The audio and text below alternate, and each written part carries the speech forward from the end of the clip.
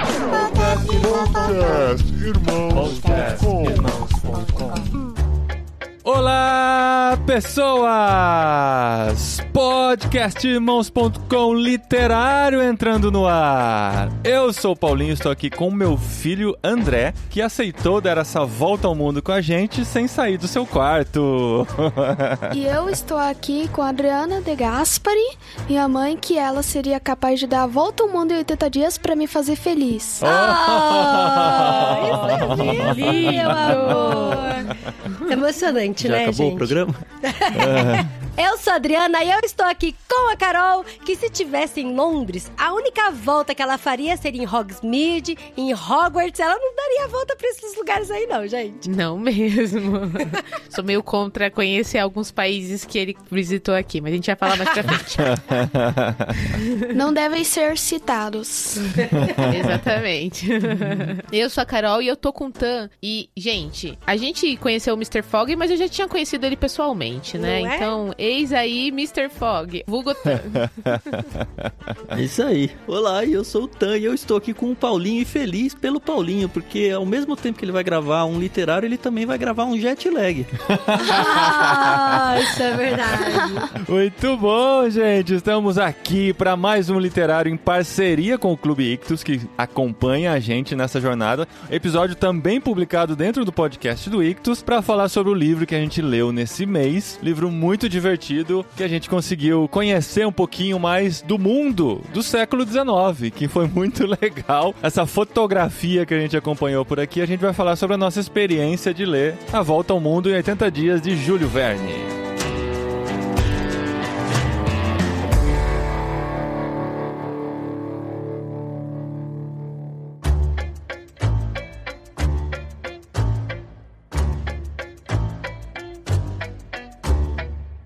Lembrando que a gente também está ao vivo no Discord, e a gente já faz isso há alguns episódios. Então, o pessoal que gosta do literário, entra no Discord do Ictus, que a gente faz as gravações lá, ao vivo, tem uma galera ouvindo aqui e deixando as mensagens no chat. Então, de alguma forma, eles estão participando junto aqui também. É isso aí, Interagindo. valoriza a roupa que a gente tem que trocar, olha só. Não dá mais, né, pra gravar podcast de pijama. Faz bons tempo que tempos, não né, dá, amor? né? Nesse calor tem que pôr camisa, essas coisas, assim. Ah, mas no frio eu vou gravar de pijama, gente. O último eu gravei de pijama, e eu não tava nem aí.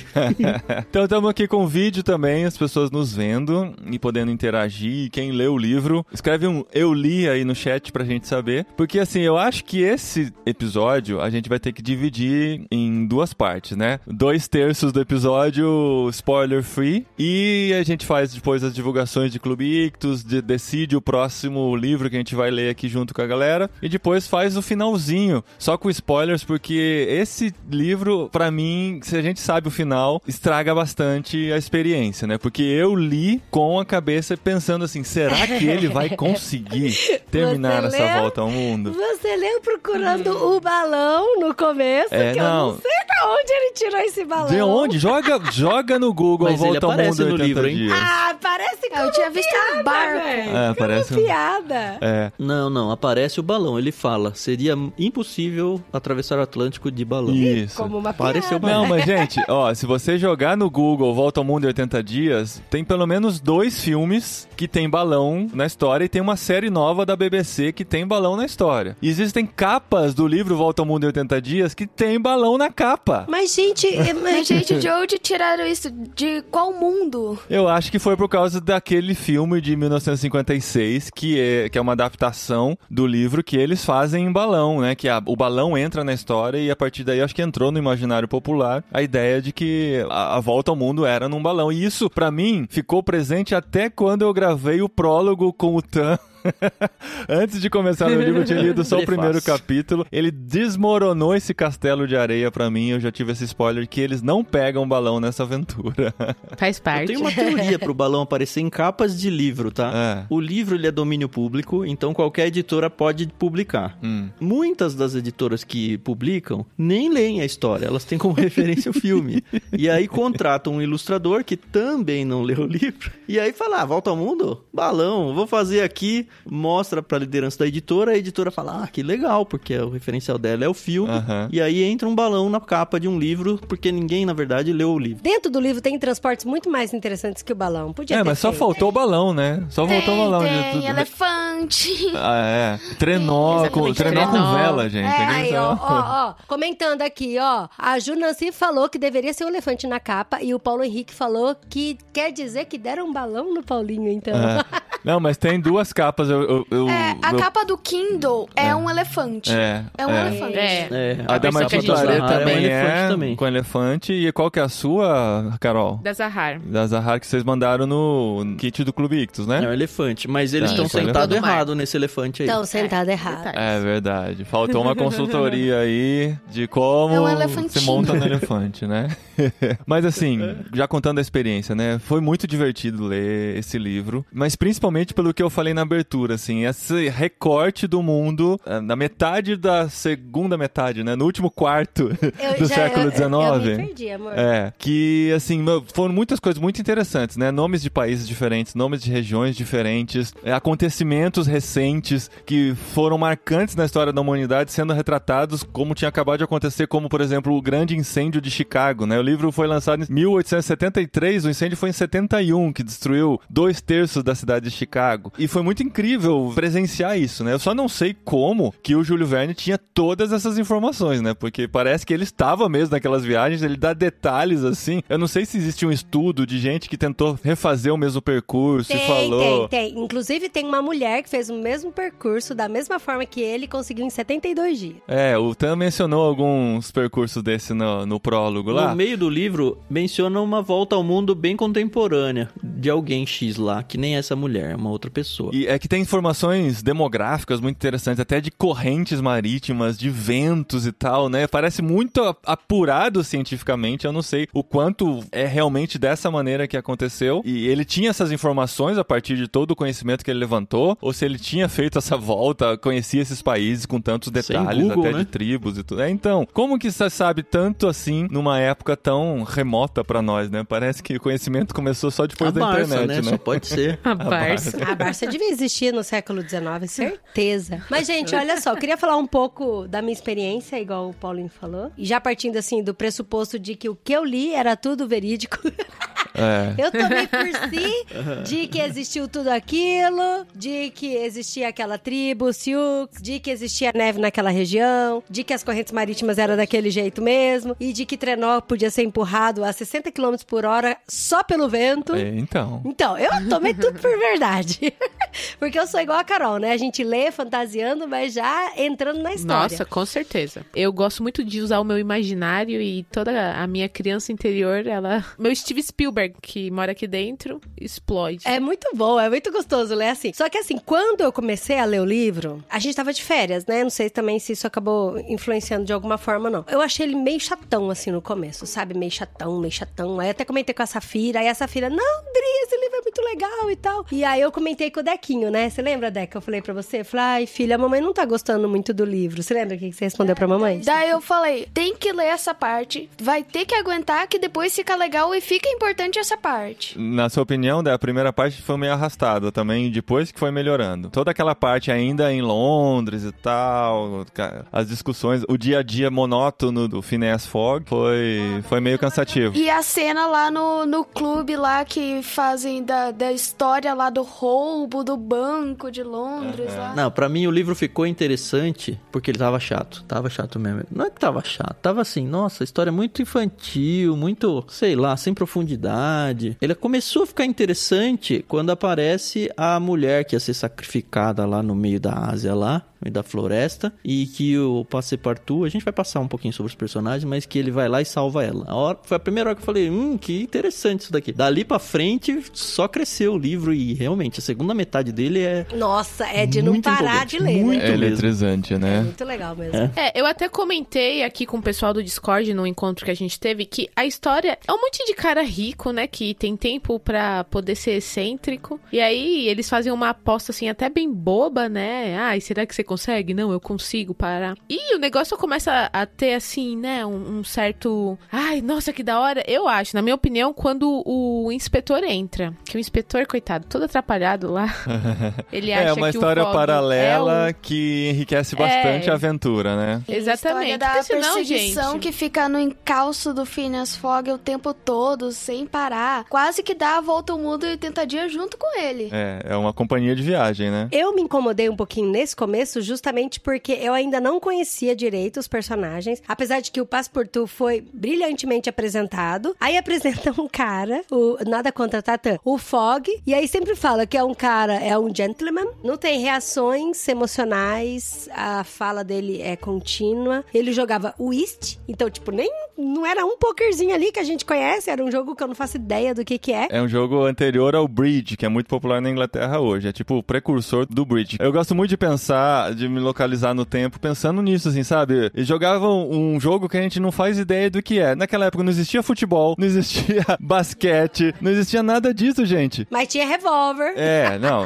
Mas assim, tipo, o Titanic ainda não tinha afundado. Vocês têm noção disso, gente? Ele fez o percurso do Titanic, mas o Titanic ainda não tinha afundado, entendeu? É muito louco você pensar que a história foi escrita nesse contexto, assim. Então, mas demorou pra engatar por causa disso, porque era um cara que me lembrou eu até falei pro Dequinho, né? Eu falei, nossa, Dé, é muito Júlio Verne isso, porque me lembrou muito o principal do Viagem ao Centro da Terra também, que era meticuloso, que era pragmático, que era silencioso, quieto e tal. Inclusive a chatice inicial do livro. Exato, e a chatice inicial do livro também. O personagem é perfeitinho. Sabe o que me incomoda mais nesse sem sal. personagem? Ele passar o dia inteiro num clube sem fazer nada, só lendo revista, né, cara? Ele jogando whist. Aí à noite, pra distrair, ele ia jogar, né? Já não tinha feito nada durante o dia, aí ele ia se divertir pra pensar em outra coisa.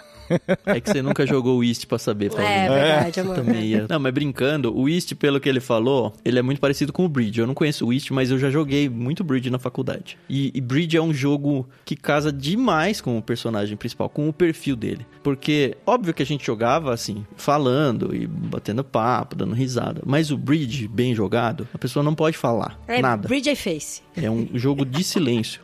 Não, ela não fala. Dá pra você colocar... Em campeonatos, eles colocam biombos entre as pessoas pra não passar sinal, como a gente faz no truco, por exemplo. Não pode. É um jogo totalmente silencioso e super inteligente. Que se requer, assim, muito pensamento, muita análise da jogada pra fazer a melhor escolha e tal. Casa demais com o Phineas Fogg. Porque ele não queria interagir muito. Ele ia lá só, né, pra ter alguma coisa pra fazer. Então, você não interage. Exato. Mas na cena lá da discussão no terceiro, fica toda hora falando, quebrou a regra do jogo e começaram a discutir no meio da jogada tal coisa. Porque não pode falar. Exato. Que interessante. Eu não sabia dessa informação. Então, mas aí quando entra o Passepartout, aí, gente, esse personagem é muito engraçado. Eu acho ele muito genial. Ele é o contrário do Fogg.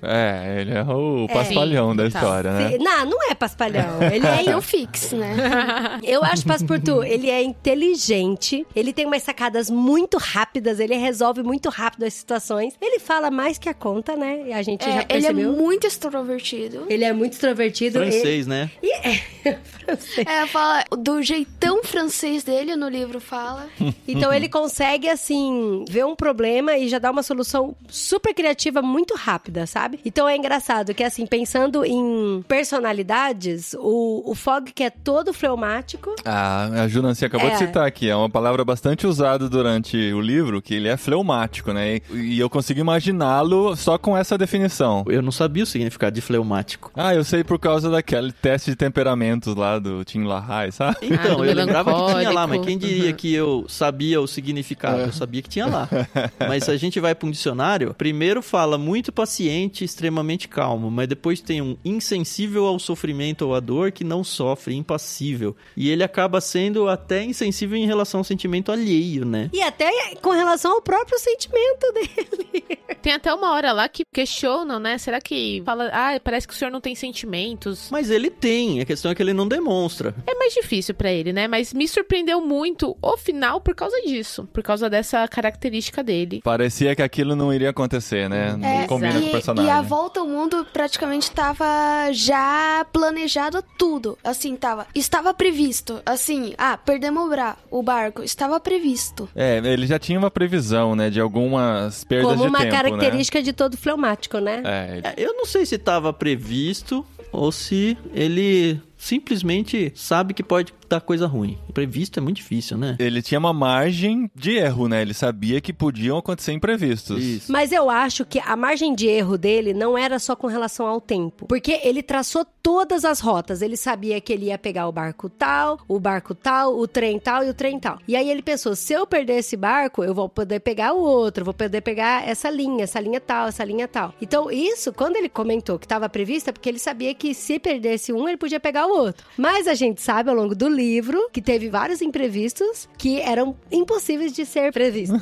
Se são imprevistos. E aí isso é muito legal. Mas eu acho que vale a pena a gente dar uma passada, como todo literário, no grosso da história, né? Porque assim, a gente já apresentou o Phineas Fogg, que é esse cara fleumático, super meticuloso e pragmático, muito rico, é muito claro, assim, a gente tem que deixar claro que ele é muito rico e vai no mesmo lugar todos os dias, na mesma hora, ele faz a barba na mesma temperatura de água, a roupa dele tem que estar impecável, é tudo assim, muito, muito quadradinho. E esse cara, ele, no meio de um jogo, ele é desafiado a fazer uma aposta. Desafia ele uma numa aposta. discussão, na verdade, né? É possível, não é possível? Não, em 80 dias é possível dar a volta ao mundo, sim. Sim, ele porque fala, não é possível. Então deixa porque que eu vá. eu fiz alguns cálculos e eu vi que é possível fazer a viagem ao mundo em 80 dias. Aham. E aí eles apostaram um valor muito alto, 20 mil libras, né? Se eu não me engano. 20 mil libras, que... Alguém viu a correção desse valor? Pesquisou sobre isso? Eu fiquei de pensar sobre isso. Não, mas deve ser muito mais do que 20 mil libras hoje, né? Deve ser tipo umas 4 vezes mais, pelo menos. É uma grana certeza. muito, muito alta. E aí ele apostou, né? Ele falou, ó, esse mesmo horário,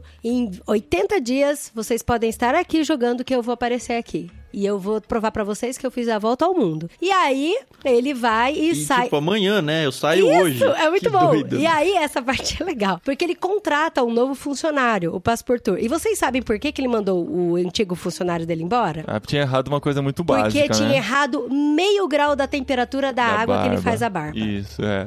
Então, aí ele mandou o funcionário dele E a embora. apresentação do Passepartout é muito interessante, né? Porque do original, em francês, significa faz tudo, né? Ou chave mestra, né? Até eu tava lendo alguma coisa sobre o personagem. Existem traduções do livro que o nome dele é faz tudo, na verdade. Não é nem Passepartout, que é a palavra em francês. E ele queria muito um emprego tranquilo. Ele já tinha feito de tudo na vida. Ele falou, gente, é o melhor patrão. Melhor ele faz a coisa. mesma coisa todo dia. É Eu só não tenho que estar me lá na preocupar. hora certa, no lugar certo, fazer meu trabalho Sim. que eu tô de boa. Até que ele chega em casa, ele fala, Passepartout, arrume as malas, porque amanhã nós vamos dar a volta ao mundo.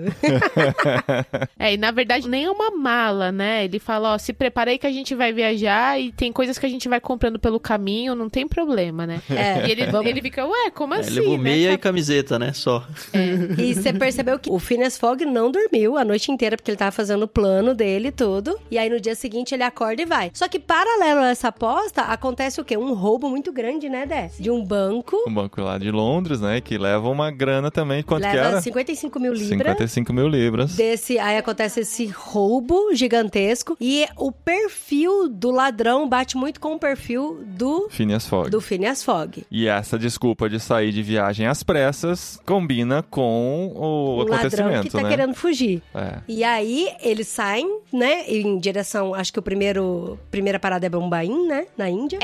Passa por vários lugares. Aí o Dé tem um Passa mapa por, na cabeça, vamos lá. Paris, Ele vai pegar Calais. um trem. Não, assim, trem pra Dover. De Dover, barco pra Calais. De Calais, trem pra Paris, faz escala, chega em Turim, vai pra um porto, que daí depois contorna a Itália pra ir até Suez, que tem um canal de Suez que conecta, eu acho que é a África com a Ásia. Uhum. Daí depois de Suez, E que desce é pelo Mar Vermelho. o Passepartout, conhece o Fix, daí desce o mar, passa por perto do Oriente Médio, daí chega em Bombaim. Na Índia. Na Índia. Então Aham. ele conhece o Passepartout, conhece o Fix, que é o detetive, que tá tentando pegar o ladrão, e ele tem muita certeza que é o Phineas Fogg. Ele encontra no canal de Suez, né? Sim. E aí é que entra mais esse personagem na história. Deixa eu só falar uma observação. O Dé, ele não viu o mapa, tá? É a memória do livro dele mesmo. A gente viu o mapa aqui antes de começar a gravação e a gente não mostrou pra ele. Eu tava me perguntando quem que terminou de ler hoje.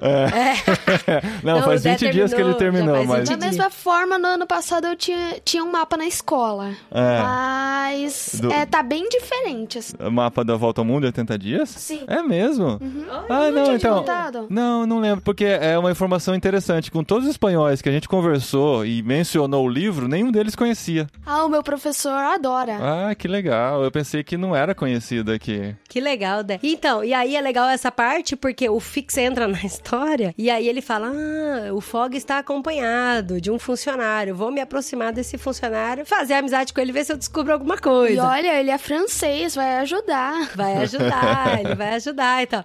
E aí é tão engraçado que quando eu comecei a ler esse capítulo que eles se encontraram, eu imaginei, falei, nossa, eu acho que o Fix vai ter que contar a maior história mirabolante pro Passepartout contar alguma coisa pra ele, né? E, meu, ele conta tudo já, logo na cara, conta tudo e mais um pouco, sabe?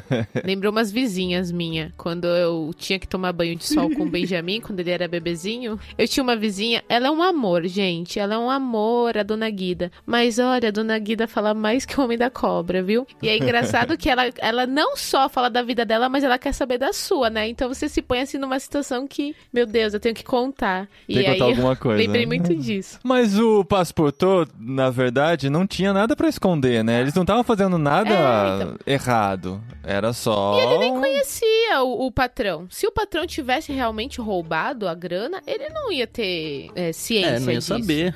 Foi no primeiro dia de trabalho dele que ele saiu em viagem. Tanto que lá na frente, quando chega a ele a informação, né, do que teria acontecido, ele ficou com a pulga atrás da orelha. O impulso dele foi dizer, não faz sentido isso, né? Mas depois ele pensou, não, pode ser, né? A história se encaixa, né? Eu não conheço ele o suficiente pra pôr a mão no fogo, né? Apesar de defendê-lo quase praticamente até o fim, né? E é interessante que o Fix, ele alcança rápido o Fogg. Só que ele não pode prender porque ele é um detetive só e ele precisa de um mandado de prisão. E como eles estão fazendo a volta ao mundo, outra personagem que faz a volta ao mundo é o tal do mandado de prisão, né? Que só vale em solo inglês. Então todos os lugares que eles vão indo é solo inglês de alguma forma, colônia, sei lá o quê. E aí ele fica desesperado porque vai chegar uma hora que eles vão passar por uma parte que não é solo inglês e por mais que ele tenha o mandado de prisão em mãos, ele não consegue dar a voz de prisão sem uma extradição junto. E aí ele vira companheiro de viagem dele, assim, às vezes o Fogg até paga as coisas pra ele, é muito bizarro. Outra coisa, a motivação do Fix, porque vários detetives estavam atrás, porque foi prometido pelo banco uma recompensa pra quem pegasse. Então ele vai vendo o Fogg gastando dinheiro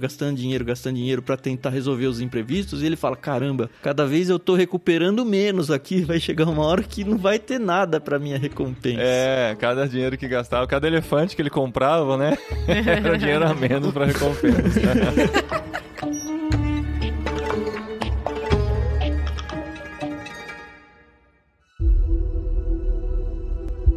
Então, a gente tem que contar agora a outra personagem, né, que entra na história. A Miss Aouda. A Miss Aouda. Olha só. Aouda. Aouda. Se vocês quiserem. Eu não sei vocês, gente, mas pra mim, na minha cabeça, a Miss Aouda era a menina do Quem Quer Ficar Milionário. Não sei porquê, a descrição dela, indiana, a imagem. Né? Sim, indiana, bonita, rosto perfeito, harmônico. Eu não entendi pra mim, era muito bem. Olha que rebuscado isso. Ora eu a imaginava como indiana, ora eu a imaginava como inglesa, porque ela tinha um porte inglês, eu nunca imaginei ela indiana. Inglês. Você não imaginava indiana? Não, só inglesa o tempo todo. Então, mas ela não era da tribo? Ela não era... Eu nunca fui de guardar muito fisionomia de personagem, não. Pelo que eu entendi, ela era indiana, mas tinha raízes inglesas, por isso que ela falava inglês, tinha sido criada pelos ingleses. Porque ela era casada com um cara que tinha todos os costumes indianos. características dos personagens, eu geralmente imagino pela forma das ilustrações. Eu fico observando, assim, porque no Kindle tem as ilustrações. Tinha as ilustrações. Isso é uma informação legal pra gente passar. Eu não sei no livro, mas no Kindle tinha bastante ilustrações. Que parecem bem antigas, assim. Sim. Eu não sei se são originais do O livro. nosso tem bastante também, da Zahar. Ó, a Luísa Zagonel falou aqui no Discord, no grupo, falou que ela era indiana de beleza europeia. Então, por isso que eu fiquei nessa de...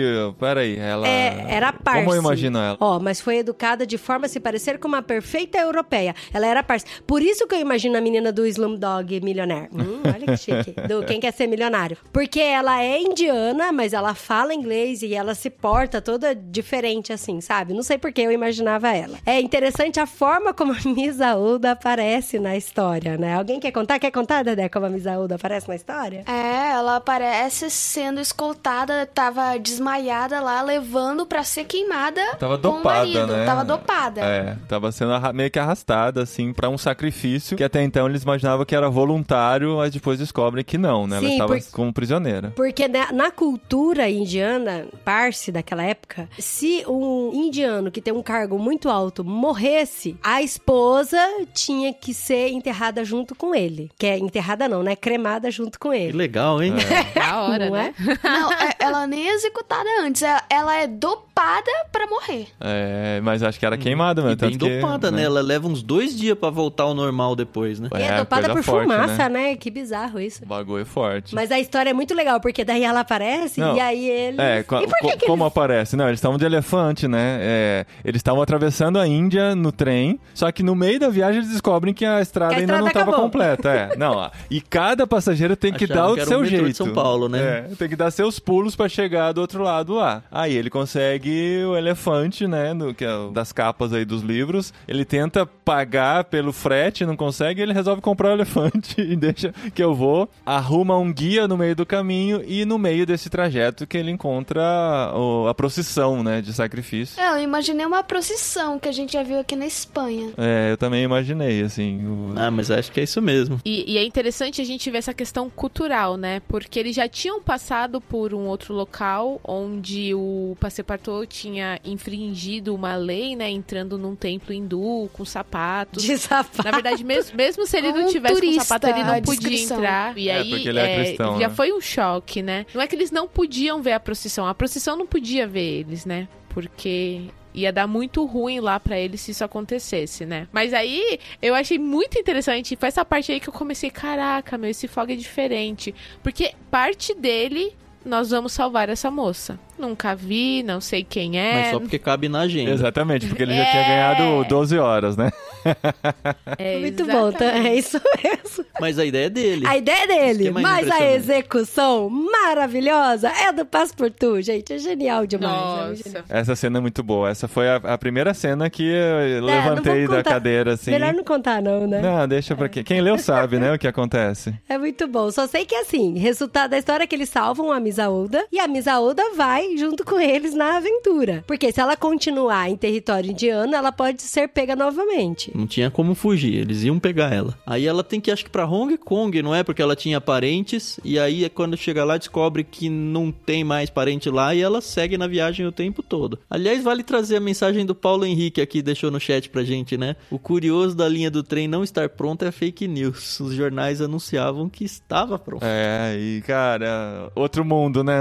Até desmentir isso, né? O cara tem que ir lá ver que tá interrompida e voltar pra contar como que tá, para os jornais anunciarem novamente, né? Aí a Misaúda entra na história e a história fica mais agitada ainda, né? E é engraçado que o Phineas Fogg, ele vai juntando gente, né? Não, agora compra passagem pra mais um. No fim estavam 4 viajando, né? Mas aí depois ele compra passagem pra ela e garante tudo do bom e do melhor, né? Melhor cabine para Misaúda. E aí ele sempre dá do bom e do melhor. Gente, a hora que essa Misaúda apareceu, eu falei, mas nem eu vou querer ficar em Hong Kong, eu vou querer ir até o final. final com ele, né? Nem que seja pra eu voltar pra Hong Kong. Mas assim, o Fog não dá a menor bola pra ela, né? Não, o Fog ele não tá nem ele aí não pra demonstra. Quem demonstra um pequeno interesse é o Passepartout, né? Tem uma hora que ele dá uma olhada Exato. pra ela assim e Isso. fala, vai rolar um romance aí. Ah, eu não saquei isso, não. Eu acho que o Passepartout é tão espontâneo que ele olhou e falou, nossa, é gata mesmo. Mas só, sabe? E aí agora o... Segue, né? Mas é, vida que segue. Agora o Mr. Fogg, todo o Porto, ele esticava o braço pra passear com ela. Mas ele era Esticava um o braço. gentleman, né? Ele era um gentleman, É. né? Isso é Só verdade. que antes dela, ele nem saía das cabines, né? Nem dos trens, nem dos Exato, navios. Só saía pra pegar o Carol. visto, né? Entendeu? Uma mulher faz isso, né? Né? Tira o homem da caverna. É.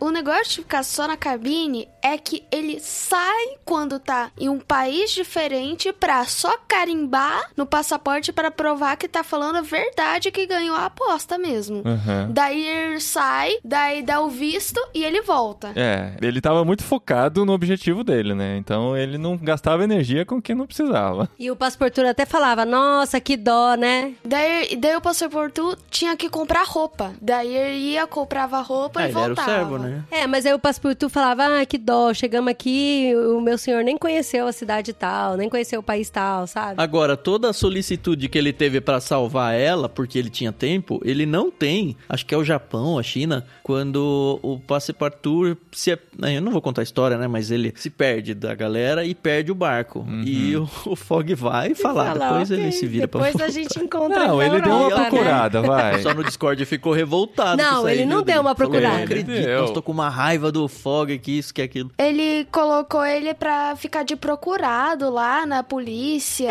Então, mas ele fez um cartaz, ele foi na polícia, deixou uma boa grana lá na polícia, mesmo ele não recuperou esse dinheiro, né? Ó, e falou assim, ó, quando vocês encontrarem esse homem, garanta que ele vai chegar em segurança na Europa. E foi embora, ele não ficou Ah, caçando mas deu muito tempo, não. deu um destino pro Mas cara, é porque não né? cabia na agenda, Otan. Eu acho que tanto faz se é menino ou se é menina. É, não cabia na agenda, ele vou perder. O importante era ganhar a aposta. E é interessante que ele quer ganhar a aposta, ele não quer ganhar o prêmio da aposta. Tanto faz. Tanto que ele praticamente gasta tudo que ele tinha de prêmio, se ele completasse, né? Tudo que ele ganharia, ele basicamente gasta pra conseguir completar a viagem. Então, tanto faz pra ele ganhar ou perder esse dinheiro. Ele só quer estar certo. Quando a gente gravou o prefácio, a gente estava contando de outras pessoas que fizeram a volta ao mundo também, cada vez batendo recordes mais novos. E acho que o mais rápido falou, fretou um avião super rápido lá, um jato, e fez. E eu até falei, nossa, mas será que vale? Porque isso não é exatamente dar a volta ao mundo. Mas se a gente for olhar pro Fog, se tivesse um jato, ele faria jato, porque valeu tanto quanto isso, assim. Ele não foi conhecer os lugares, Exato. ele só queria o registro de que eu dei a volta. É. Pronto. É, e ele fez pelo meio mais rápido possível na época, né? Tanto que, assim, o lógico, né? Seria pegar a linha do Equador e tentar dar a volta todinha, mas ele fez por onde existiam meios de transporte. Se você vê o mapa, ele vai pra cima, vai pra baixo, ele... Até pensei, assim, olhando o mapa, por que ele não contornou a Índia, né? Tanto percalço dentro da Índia pra atravessar a Índia de fora a fora, já que tava de barco, contornava a Índia e ia lá pra Hong Kong, já cortava esse percurso. Mas ele foi dentro das possibilidades que tinha. O navio ia de tal lugar pra tal lugar, até lá que eu vou, e a partir daí eu vejo qual que é a próxima etapa, né? É, uma curiosidade é que os transportes tinham nomes também, né? Era o Mongólia, O China... o China, aí tinha a catamarã lá, como é que eram os nomes? Eu nem sei os nomes que tinha, mas todos eles tinham. Até o próprio elefante tinha nome, né? Elefante. E aí ele... Não era elefante. Mas aí ele sempre se referia ao transporte como o nome, né? Tancader, tem a Tancader também. Mas A aí- Tancader é um iate, uma lancha. É um iate. E é interessante que, assim, aí a gente percebe que ele tem traçado o plano com vários tempos de folga, mas acontece vários imprevistos no meio do Que caminho. é o Então, que torna o livro interessante, né, gente? Se fosse ele marcando e A gente já desembarcando... vai esperando isso, É, né? a gente quer ver isso, né? A gente quer mas ver os as soluções percalços. são geniais, porque assim, É. a primeira foi o trem, a linha que não terminava e eles tiveram que pegar o elefante, e aí aconteceu toda essa história com a Misa Oda. E aí depois, o que acontece? Eles perderam o navio, né? Eles viviam perdendo o navio. Eles perderam o navio executar. E aí tiveram que ter uma solução. E aí chega um cara e fala, eu tenho uma lancha. Aí ele fala, mas essa lancha consegue chegar até o meu destino? Não, consegue chegar até a metade do destino. Mas eu sei que seu navio vai estar lá na metade. E aí eles vão de lancha. E aí a gente percebe que ao longo da história vai acontecendo todas essas coisas. Um desses imprevistos muito legais foi o que aconteceu nos Estados Unidos. Eu achei, nossa, que eu até falei pro Paulinho, eu falei, nossa, amor, acabei de ler uma parte agora que deu, que me deu até falta de ar, assim. Lembrou muito Back to the Future ali, Foi mesmo. Acho que tem inspiração nisso mesmo, né? É tão legal essa parte, porque daí eles entram no trem, só que um pouco antes do trem, eles arrumam uma confusão. Gente, eu confesso que essa parte da confusão, eu não sei porque que eles brigaram. Eu sei que tinha 2 gangues nos Estados Unidos lá, e ele... era tipo um protesto um protesto político lá, uma briga política. E aí o Fix, a Lula versus Misaolda... Bolsonaro, e aí um bateu no outro porque não gostava do outro candidato. No fim, eles estavam no meio, tomam um sopapo lá, o Fix, né, toma um sopapo no lugar do Fog. E aí o cara que bateu aparece no trem do nada. E aí fala, agora você manchou minha honra. Interessante que o Fog tinha falado, bom, depois que eu completar minha viagem, eu vou voltar pra procurar esse cara, porque eu tenho que duelar com ele. Muito isso. E aí ele o duelo vai rolar lá no trem. No vagão, cara. E aí ele vai falar com o maquinista. Eu achei que o maquinista ia falar, vamos parar com essa palhaçada, ninguém vai brigar no meu trem. Não, tem um último vagão que só tem 10 pessoas, a gente pede pra esse povo sair. E aí vocês têm o vagão todo muito político, organizado. Cultural, Dri. Cultural. Deixa o povo se pegar. E aí o que acontece? Durante o duelo acontece algo muito louco que atrasa mais uma vez a viagem dele, né? E aí os dois ficam vivos, nenhum dos dois morre. Não dava, essa história não dava pra morrer ninguém no caminho. Ia ser muito estranho a história como um todo. A grande questão é, vai chegar ou não vai? Vai chegar ou não vai? Não, gente.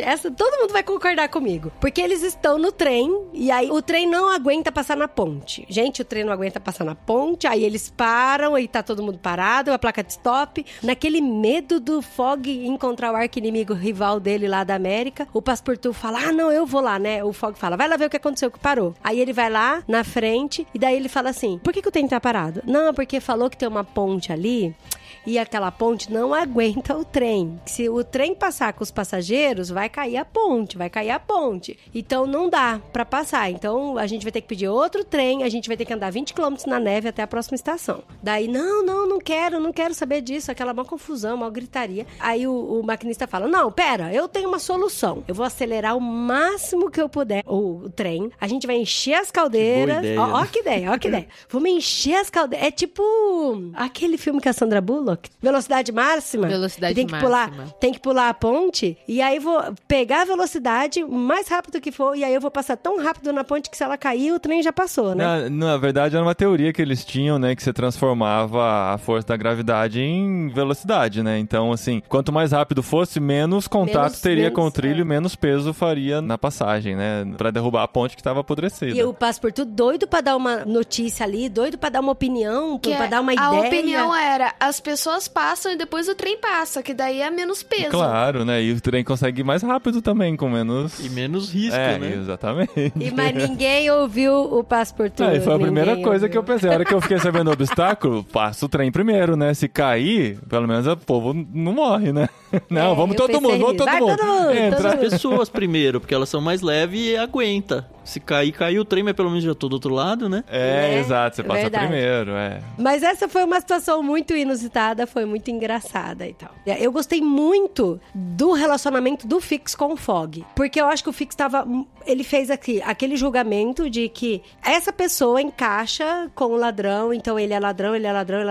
E tipo, ele nem foi conversar com ele. Ele foi um detetive, mas baseado muito mais na aparência e na situação mesmo, né? De achar que ele ia fugir. Mas ele ficava toda hora, então você vai pra Londres, Porque na cabeça dele, ele achava que o Fog queria fugir. Mas não, e aí ele foi vendo de que realmente o Fog tava falando a verdade. De que ele era um gentleman, porque ele pagou um monte de coisa, pagou comida, pagou roupa, pagou transporte, pagou um monte de coisa pra um cara que ele mal conhecia, além de ter salvado a vida da indiana, né? Então, ele foi vendo que o Fog é um gentleman na palavra total mesmo, né? Mas aí você vê que até o final do livro, assim, você vê que ele muda mesmo a ideia, né? De olhar e até pede perdão, né? Daí o Fog deixa de ser gentleman por alguns segundos. A gente até dá uma comemoração namorada nessa hora, mas aí a gente acha interessante, assim. Eu achei super interessante como o Fix foi mudando a ideia dele conforme o Fog se mostrava mais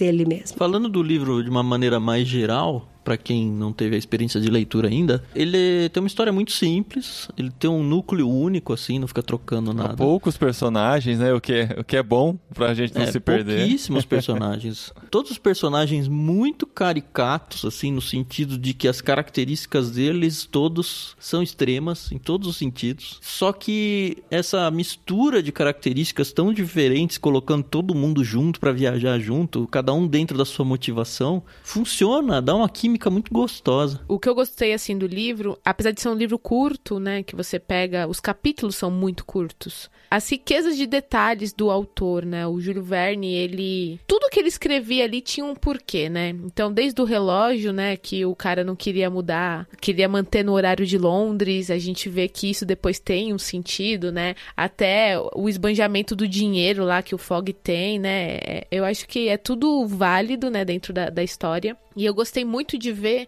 essa evolução, né, do Fogg como um ser humano. Até aqui do Discord, a Luísa Zagonel, ela escreveu, né, que o Fogg, ele não é dado a muitas expressões de afeto, mas ele vai aos poucos se afeiçoando aos companheiros de viagem, né? Então é interessante, né, porque a gente sabe que ele tinha um objetivo, que era dar a volta ao mundo em 80 dias, né? E é impossível você ficar, sei lá, quase 3 meses com uma galera e você continuar sendo aquela pessoa robótica, sabe? Sem sentimentos, né? Sem... Enfim, então eu gostei muito de ver essa evolução dele. E gostei muito do Passepartout. Eu acho ele, assim, um cara muito, muito real, no sentido de que quantas pessoas você conhece que são pau pra toda a obra e que não desanimam e que estão sempre ali, não, bora, vamos, vai dar certo. Apesar que ele sempre reclamava quando dava imprevisto, né?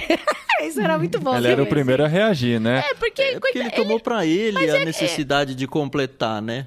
E ele também sofria pra caramba, né, gente? Assim, era o cara que vinha bronca, né? Então apanhou, foi pro fogo, literalmente, mas eu acho assim que ele é um personagem fundamental e a história não seria tão interessante se ele não tivesse presente e mesmo sem querer ter ido viajar, né? Como é fácil viajar, né? Não precisa de passaporte, ou é tão fácil tirar o passaporte assim, né? E conseguir os vistos.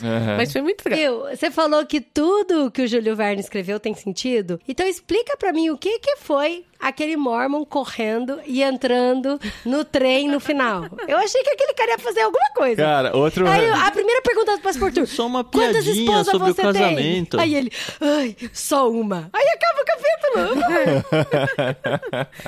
Tá bom. Já quase é o suficiente. Tudo. A questão é isso, uma mulher só o suficiente pra acabar com a sua vida. Esse capítulo dos Mormons, apesar de ser uma barriguinha lá no meio, né? Tipo, parece que vamos pra frente a história, por que tá parado aqui, né? Mas também achei legal o registro histórico da época, né? Porque o Joseph Smith tinha morrido recentemente, assim, né? Que hoje a gente estuda a história quando vai estudar o mormonismo, tá? O negócio tava muito efervescente, eles eram até perseguidos por causa da poligamia nos Estados Unidos, por causa das leis lá e tal. Então você vê esse recorte histórico, apesar de fictício, mas dentro do contexto da época, é muito interessante. Esse trechinho me lembrou muito o Estudo em Vermelho do Sherlock Holmes, que a gente leu e teve bastante sobre eles também. É verdade, tinha os Mormons lá, é verdade. Comparando com outro livro dele, né, que é o Viagem ao Centro da Terra, que a gente fez aqui também, eu gostei mais desse pela identificação com os lugares, né, por você imaginar algo que realmente existe, né, não são cavernas e monstros diferentes e tal, são lugares, como eu falei, esse retrato da época é muito legal, você chegar no Japão, um Japão rural, gente, já pensou? Não dá pra imaginar assim, a gente imagina o Japão é tecnologia, arranha-céus, videogame. futuro, videogame, aí assim, de repente chega lá, é rural o negócio, os bichos no meio da rua. As mulheres usando a roupa que a minha avó usa com um laço nas costas. Eu achei a descrição maravilhosa. Sim. Aí chegar em São Francisco, nossa, uma cidade muito grande com 200 mil habitantes. gente, 200 mil habitantes hoje é uma cidadezinha de interior.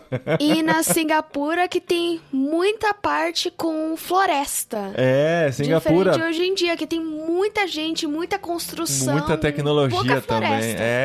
A Singapura, eu tive o prazer de É um conhecer. registro histórico da época, com certeza. Eu tive o prazer de conhecer Singapura e, assim, são aqueles arranha-céus também, aquela ostentação toda, né? E ele fala assim, Singapura não tinha nada muito interessante, não, umas florestinhas aqui, não sei o que tem ali. Aliás, se você tá pensando em ler o livro ainda, eu sugiro que você invista de verdade, vale a pena investir num livro que tenha comentários. Sim, notas de rodapé. Essa edição da Zahar que a gente pegou, ela é edição comentada e ilustrada. Como enriqueceu a minha leitura a quantidade de notas, porque ela traz as informações históricas que o autor não tá preocupado em explicar a história, ele já supõe que tá todo mundo dentro da mesma página, porque enfim, ele tá escrevendo pra sua época. Só que a gente não pega muitas referências, inclusive de personagens, que ele usa o nome do personagem que é referência a algum personagem real da época, e aí a nota de rodapé contextualiza a gente, aí você fala, nossa, que genial isso. Eu fiquei pensando muito nisso, eu li também as notas de rodapé, até falei pra Dri, leia as notas de rodapé que são importantes, e no Kindle é fácil, você clica em cima já aparece, né? E essa contextualização é muito importante mesmo, e eu fico imaginando, cara, será que Júlio Verne imaginava que um bando de doidinhos da internet ia ler esse livro e comentar 150 anos depois, cara? A gente tá lendo 150 anos depois que o livro foi publicado. Isso é muito louco. E assim, ele, não sei o quanto que ele imaginava a longevidade da sua obra, né? Mas a gente não imagina muito essas coisas, não. Eu não imagino que daqui 150 anos vai ter gente no futuro ouvindo os louquinhos de 2022 falando sobre o livro de Júlio Verne, né? E isso eu gosto muito, assim. Eu gosto de literatura antiga quando eu consigo me colocar naquele lugar, né? E imaginar. Eu não sei quantos registros tem dessa época, né? Deve ter muito. Já tinha mídia impressa e tudo mais. Mas a gente já é transportado, né? Pra dentro de uma história que se passa numa época muito anterior. E isso me encanta muito. E você, Dedé, gostou do livro por quê? Por causa da viagem ao mundo, os imprevistos. Da parte geográfica, né, Dé? Imagina. O Dedé... Um pouco. Um pouco só da parte geográfica? Não, é que eu imaginava gostei que era muito da história mesmo. você gostou da história. A parte geográfica eu também gostei, mas muito mesmo da história. Mas e seu personagem favorito? Quem que é? É o Passepartout. Antes da gravação aqui, tava pesquisando as obras adaptadas do livro, né? E tem uma série desse ano da BBC, só que assim, não tem nenhuma plataforma que a gente tem acesso, né? Entra lá no Just Watch e fala que não tem aqui. Que é A Volta ao Mundo em 80 Dias, e pelo trailer parece muito legal, e tá muito bem elogiado pela crítica. Se alguém assistiu, comenta, porque eu fiquei muito interessado. E o Passepartout é negro nessa história, assim, e eu gostei muito da personificação dele, assim, sabe? E eu acho que a história é uma série de 8 episódios da BBC, lançado agora em 2022. A questão é se tá fiel ao livro, né? Não, porque tem balão. Não, tem balão. Tem balão no trailer. Mas, enfim, né? Então eu passo reto. Não, gente, essa história do balão... Viu, vocês sabem que tem um filme do Jack Chan, né? De 2004, acho que é. Alguém assistiu? Tem um com o Mr. Bean, não tem? De Volta ao Mundo? Não acho vi que esse. tem, não é? Não, eu vi do Jack Chan, que eu também...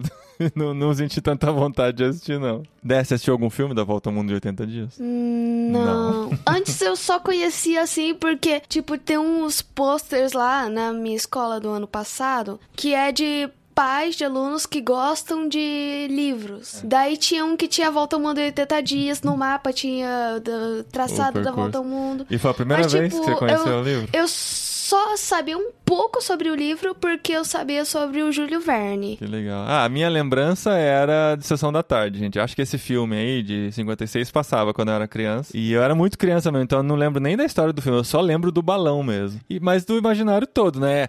Quando a gente fala sobre Volta ao Mundo, a primeira coisa que vem à mente é a Volta ao Mundo em 80 Dias. Pra mim, pelo menos, sempre foi, sabe? A gente não pensa em outra maneira de dar volta ao mundo. E eu achava, acho que eu falei isso no prefácio, né? Quando criança eu achava, só era possível dar volta ao mundo em 80 dias. Até hoje, assim, sabe? Tipo, pra uma questão da física, assim, você não consegue dar a volta ao mundo em menos de 80 dias. Uma coisa que eu descobri agora, durante a gravação, eu tô até com vergonha de falar.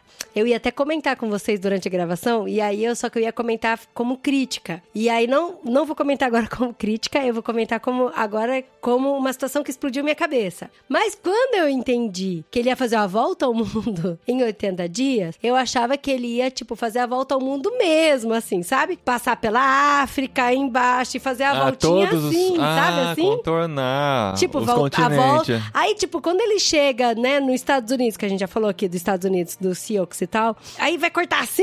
Eu falo, não, gente, não vai passar pelo Chile embaixo. Eu falei, cadê a África no rolê? Aí eu falei, nossa, isso pra mim foi muito frustrante, porque eu achava que ele ia fazer a volta ao mundo mesmo. Você achava que era tipo o navio Logos Hope. Dando a volta Eu achava que ia dar a voltinha ao mundo assim, nesse sentido. Contornando e não os continentes. Nesse sentido. Daí, igual o Paulinho falou assim, não, porque se traça uma linha do Equador é mais fácil. E é verdade, o mundo pode ser dado a volta assim também. E não na assim. verdade, o jeito mais fácil da volta ao mundo é ir nos polos e chegar no polo norte, por exemplo, e dar uma volta de 4, 5 passos, você deu a volta ao mundo. Você passou por todos os graus da circunferência, entendeu? Assim, pela linha do Equador é o mais difícil, que é a maior... Fofo, você achar que isso é possível é a mesma coisa de achar que o Superman deu a volta ao mundo também. Não, o Superman, ele não deu a volta ao mundo, ele fez a história voltar pra trás. Olha Na isso. velocidade da luz. E o Caceta e Planeta deu a volta ao mundo desse jeito aí no polo que o Paulinho tá falando. Aí, ó. Eu lembro, década de 90 teve um episódio que eles fizeram isso aí. Então tem olha as várias referências. maneiras.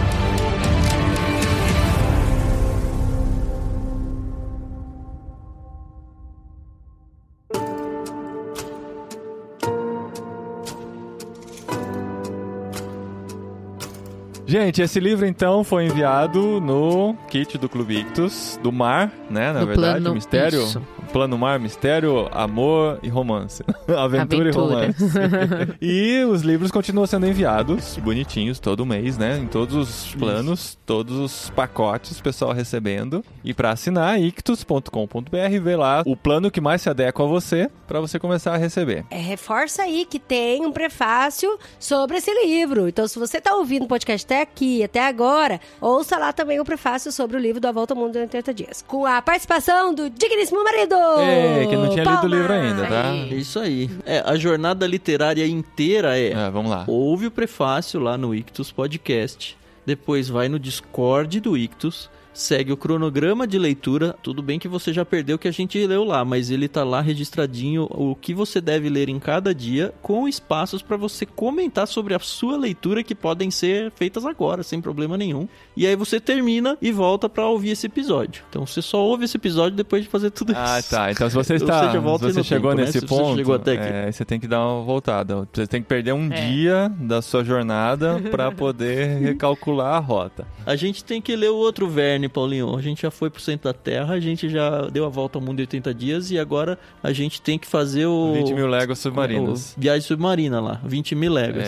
Isso. E vai ter o problema de momento, identificação, né? Que eu conheço só os primeiros 15 metros abaixo da superfície. 15? Não conheço 15, não.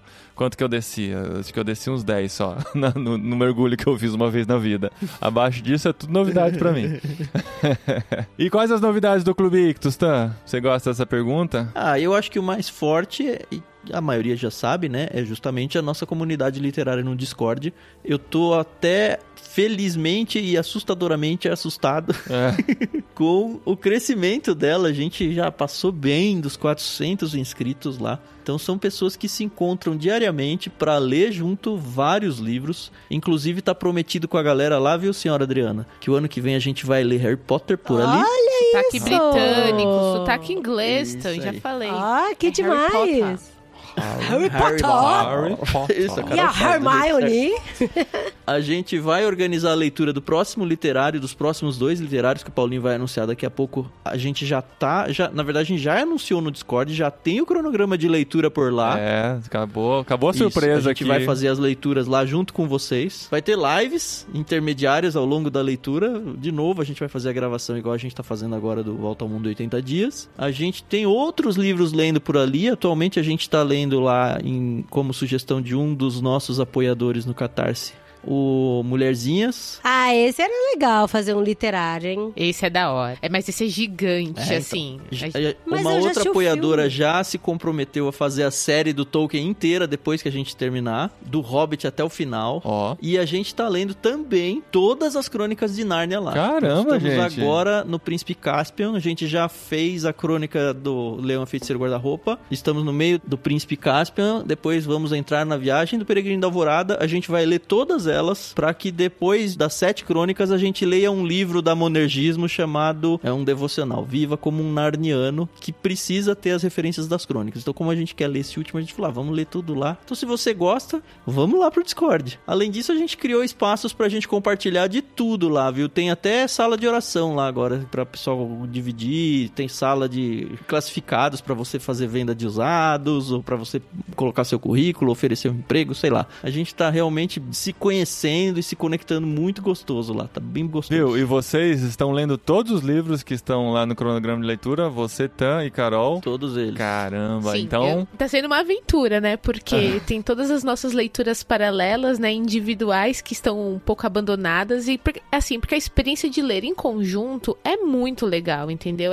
Sabe aquele sentimento quando você lê um livro e você fala, pô, eu queria estar falando com alguém sobre isso? A gente tem lá. Então, isso mudou muito, assim, a visão de ler um livro sozinha. Obviamente que nas madrugadas, aí quando a gente acorda com insônia, a gente vai pro Kindle ler qualquer coisa, mas, nossa, mudou a minha vida as leituras coletivas, de verdade. No início, o Tan teve que me catequizar, porque eu não era contra, eu não conhecia a experiência, mas depois... não tem o hábito, né? A gente entende isso. Nossa, normal. é maravilhoso. Depois de certa idade, eu super né, indico. Carol? Adaptar-se a uma nova tecnologia não é fácil, eu sei disso. É complicado, né? Mas o pessoal é tão gentil por lá, Paulinho. O pessoal é tão gentil porque as pessoas normalmente chegam meio perdidas. Nossa, tô vendo aqui, não tô entendendo nada. É muito gostoso de ver.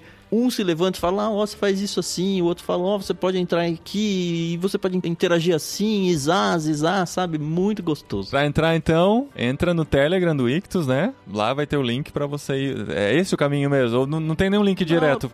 A gente vai deixar na descrição do programa e tem no site do Ictus também, ictus.com.br. Ou coloca Discord Procura lá Ictus, no menu que já principal, vem. tem Ictus Experience.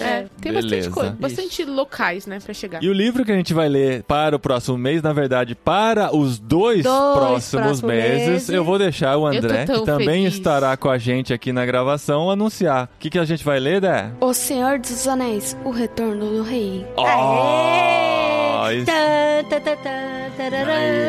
Subiu a música! Pra quem tá acompanhando aí a série na Amazon Prime aí... Não, gente, a gente vai ter uma overdose. Estamos com o pé no peito de novo com o J.R.R. Tolkien, porque é uma tentativa que nós vamos fazer, mas já temos marcado data pra gente comentar com nossos especialistas em Tolkien e gravar um pós-créditos da série Anéis de Poder na lata, assim.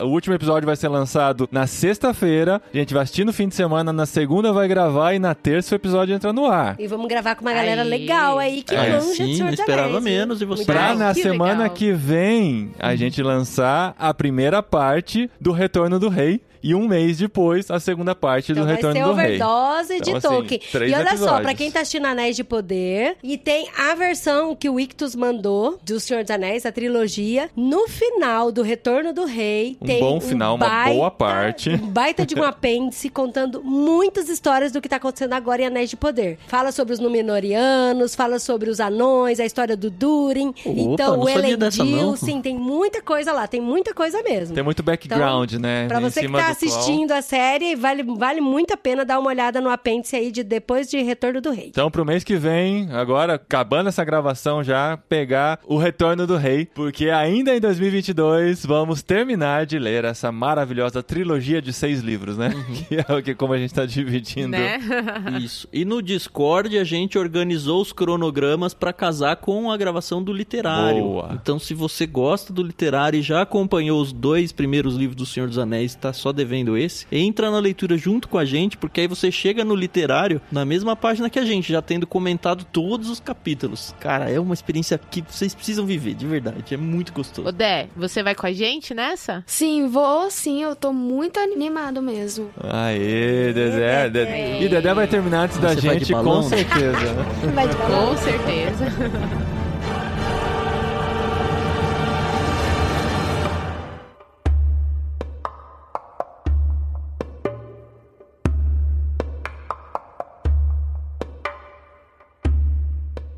Então vamos voltar agora pra área de spoiler. Se você não leu o livro ou ainda não terminou, a gente vai contar o finalzinho porque ele é muito específico, muito legal, muito criativo, assim. Eu não imaginava, não sei se alguém já tinha spoiler sobre isso, a Carol já tinha, né, porque ela sempre lê a última página, mas assim, eu sabia que de alguma maneira, eu ter dado errado ia ser contornado de alguma maneira. Na verdade, eu não sabia. Não, eu não sabia. A hora que eu li que por causa de 5 minutos ele perdeu a aposta, eu pensei que ia ter uma lição de moral, assim, sabe? Tá, eu acho que ele era conseguiu. pra judiar da gente mesmo, sabe? Eu pensei assim, ele conseguiu, mas não conseguiu, mas o que importa é a jornada e tal, parará. Eu achava que era assim, ele só ia ser, não faça uma volta ao mundo em 80 dias.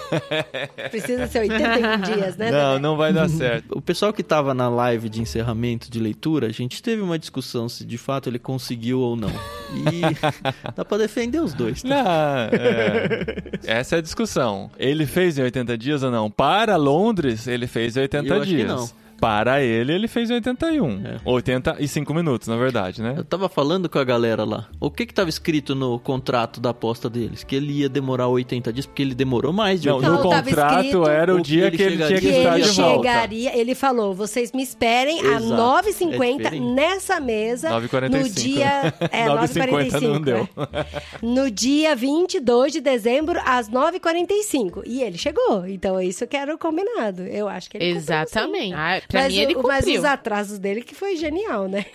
Mas ele deu a volta em 79 dias? A menos de 5 minutos? Não deu. Ele demorou 85 minutos. Sim, mas acho que isso não é o mais importante. O importante é o que estava no contrato.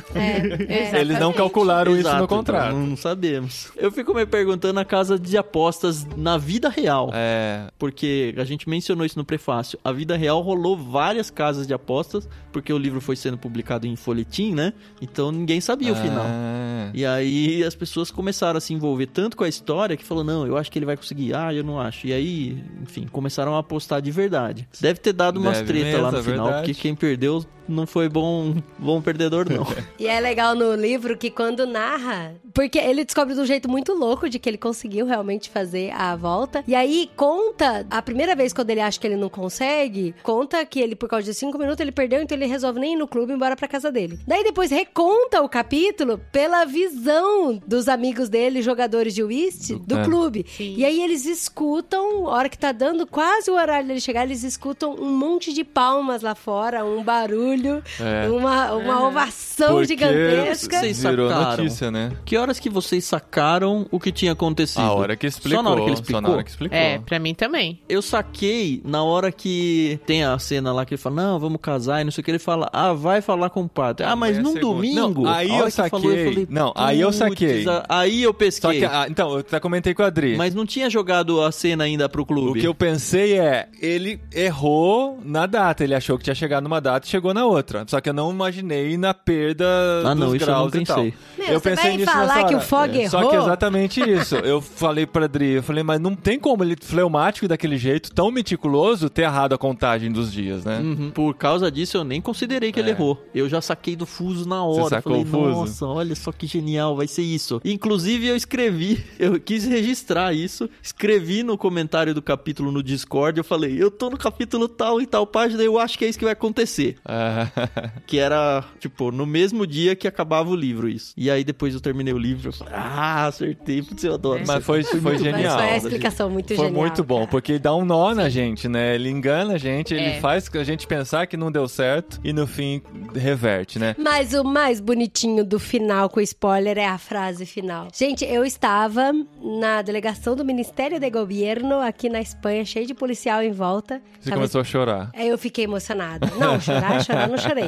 Mas eu fiquei assim, arrepiada. Eu falei, ai, que bonitinho esse final. Por que até os fleumáticos têm coração? Por que o Passepartout saiu correndo? Porque ele pediu a Misaoda em casamento. Aí, há controvérsias, né? Porque foi a Misaoda que pediu ele em casamento, na real. Ela que pediu ele. Ela pediu ele em casamento e ele topou. E aí ele falou, Passepartout, vai lá, corre, chama o padre pra gente casar amanhã. E aí foi aí que eles descobriram que o amanhã, na verdade, era um amanhã diferente pra eles, né? E aí, no final, tem toda uma narração que fala que, na verdade, o prêmio prêmio que ele ganhou, todo o dinheiro que ele ganhou não serviu pra nada, né? Porque ele gastou uma quantia muito parecida. Ele e o que ganhou sobrou 20 ele mil. dividiu até com o Fix, gente. Como uma... Sim. Mas o Passeio Pastor teve que pagar a conta de do gás. Dividiu o dinheiro que ele iria ganhar se ele prendesse. É Sim, verdade. Todo mundo. Pensa, né? todo mundo saiu ganhando, Mas se- né? exatamente. Até o Se Fog você que arrumou o amor da sua vida. Não, calma, amor. O Tan não leu nada do livro. Nada. Eu acho que vale a pena ele ler o último parágrafo. Que isso, muito legal esse finalzinho. Mr. Fogg fechou a porta calmamente. Mr. Fogg, por conseguinte, ganhara a aposta. Dera a volta ao mundo em 80 dias. Para isso, empregara todos os meios de transporte. Navio, trem, coche, escuna, cargueiro, trenó, elefante... Balão. Balão não tá aqui. Todos, né? Para vencer o desafio, o excêntrico gentleman aplicara todo o seu maravilhoso sangue frio e precisão. Mas e daí? O que ganhara com aquele deslocamento? O que trouxera daquela viagem? Nada, dirão vocês. Concordamos. Nada, a não ser uma mulher encantadora. Por mais inverossímil que isso pareça, fez dele o homem mais feliz do mundo. Francamente, não daríamos a volta ao mundo por menos que isso? Oh. The end. Oh, que bonitinho, né? É bonitinho, né? Termina bonitinho. É legal. Dá uma acalentada no coração, né? Um quentinho no coração. É.